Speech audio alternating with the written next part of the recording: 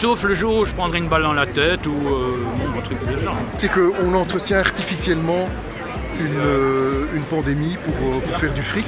C'est un vaccin inutile, avec beaucoup d'effets secondaires, qui protège de rien du tout, et on parle déjà de la 4e dose.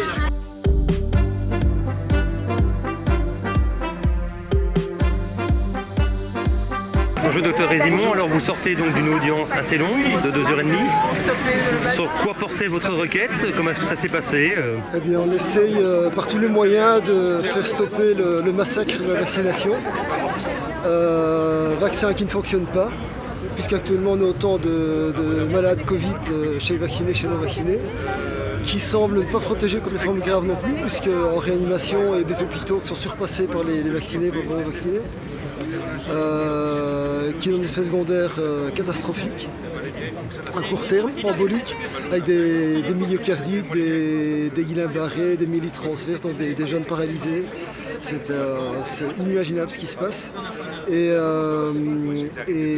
à moyen terme, on voit poindre gentiment la montée de certains cancers, leucémie, lymphome, chez les premiers vaccinés. Donc il faut vraiment faire arrêter le massacre au plus vite. C'est un vaccin inutile, avec beaucoup d'effets secondaires, qui protège de rien du tout, et on parle déjà de la 4e dose. Donc en gros, les 2 premières doses n'ont pas marché, on impose la 3e et bientôt la 4e. Donc on reprend les choses qui ne marchent pas et on refait la même chose avec. Et vous portiez plainte contre qui précisément? Il y avait l'ordre de médecins, il y avait l'État belge et l'Agence fédérale du médicament. Et comment est-ce que ça s'est passé? Le juge nous a écoutés, on a eu la parole, mais évidemment les enjeux sont énormes, puisqu'il y a des problèmes de juridiction, il y a des problèmes de tout ordre que le juge doit manager. Et les parties adverses ont essayé de jouer sur la carte que ce tribunal ne serait pas compétent pour juger de ça. Alors c'est facile, on dit le tribunal ici à Bruxelles n'est pas compétent, c'est l'Europe. L'Europe c'est quoi? On se renvoie la balle partout. Maître Van Langen, donc bonjour. Vous sortez d'une audience assez longue, quand même 2h30. De quoi s'agissait-il exactement? Quelle était la requête? Quels étaient les requérants? Oui, j'ai pas vu le temps passer, mais donc il s'agit de demander le respect de la pharmacovigilance et donc de faire une suspension pour évaluation des produits en question qui, de par le composant, peuvent s'avérer instables et peuvent provoquer des dégâts pour les enfants.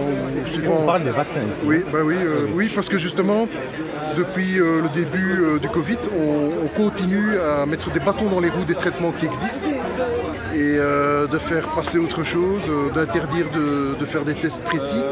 Et finalement, ce que je vois, je dirais ça à titre d'expert, disons, dans le domaine de la santé, à titre observationnel, ce que je vois, c'est qu'on entretient artificiellement une pandémie pour faire du fric et pour avoir... en fait, les maladies, c'est ce que disait le professeur Serralini déjà il y a quelques années, c'est 38% du PIB mondial. Ça veut dire que les maladies, ça rapporte plus que l'armement, le pétrole, donc c'est numéro 1 au monde. Et pour faire de l'argent, il faut des malades. Sans malades, l'industrie pharmaceutique ne gagnerait pas autant de dividendes et on fait passer l'argent avant la santé de chacun de nous. Et donc on ne respecte pas la première règle déontologique, primum non nocere, qui est juste l'application des principes de précaution. Donc on en est là aujourd'hui, on verra comment les professions de santé pourront encore se battre avant le 1er janvier. Parce que dans les vaccins, il y a des produits qui ne sont pas à usage humain. Donc les fabricants eux-mêmes déclarent certains composants comme n'étant pas à usage humain et on prétendrait obliger le personnel de soins. C'est tout à fait inadmissible. Okay. Le jugement est attendu pour quand? Dans le délai légal, ça veut dire d'ici avant un mois, mais peut-être probablement. Enfin, oui, le délai légal, c'est environ un mois. Ok, merci beaucoup. Merci à vous. Quel était le but de cette action au tribunal aujourd'hui?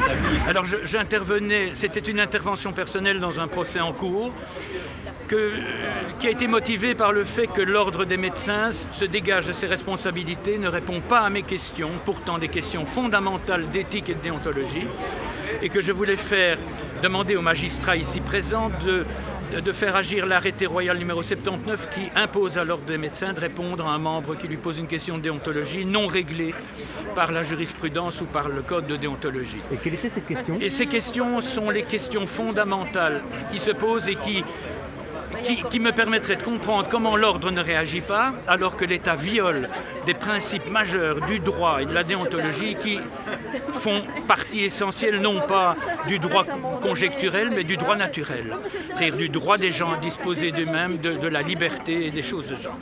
Et donc l'ordre se refusant, en se repliant, à me répondre en se repliant derrière un soi-disant devoir de neutralité ou de réserve, raconte n'importe quoi, il n'a aucun devoir de neutralité et de réserve et je demandais à ce magistrat d'ordonner à l'ordre de me recevoir, de m'entendre et de me répondre. D'accord. Donc je suis le premier médecin qui va peut-être radier l'ordre en le faisant condamner à me recevoir. Okay. Et selon vous, c'est rare parce que d'habitude on se fait convoquer par l'ordre, moi c'est moi qui vais le convoquer. Voilà. Et donc ça s'est bien passé selon vous? Extrêmement bien en ce qui me concerne. J'ai senti le magistrat séduit, comme la plupart des gens qui me rencontrent.